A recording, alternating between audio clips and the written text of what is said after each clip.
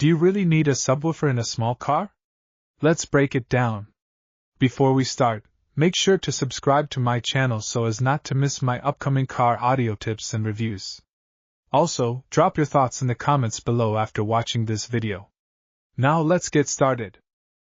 Small cars often come with factory audio systems that are decent, but let's face it, they lack punchy bass. This is where a subwoofer can make a difference.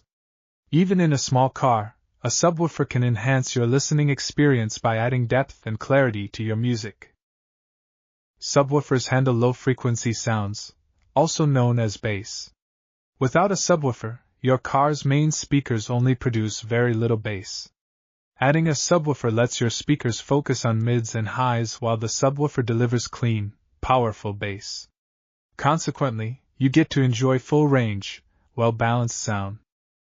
But here's the good news. You don't really need a massive subwoofer for a small car. Compact subs or underseat options are perfect.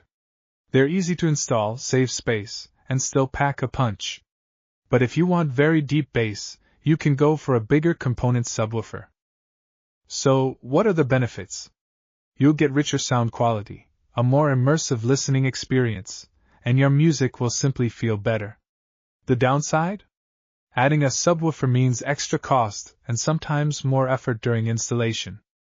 But do you really need one? If you're just a casual listener or prefer talk radio, a subwoofer might not be necessary.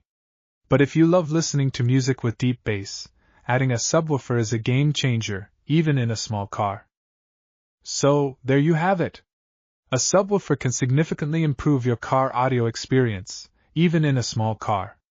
The key is choosing the right size and type for your needs. What do you think? Let me know in the comments below. Also, check out my channel for reviews on the best car subwoofers. And don't forget to subscribe for more car audio tips and reviews. Thanks for watching, and I'll see you in the next video.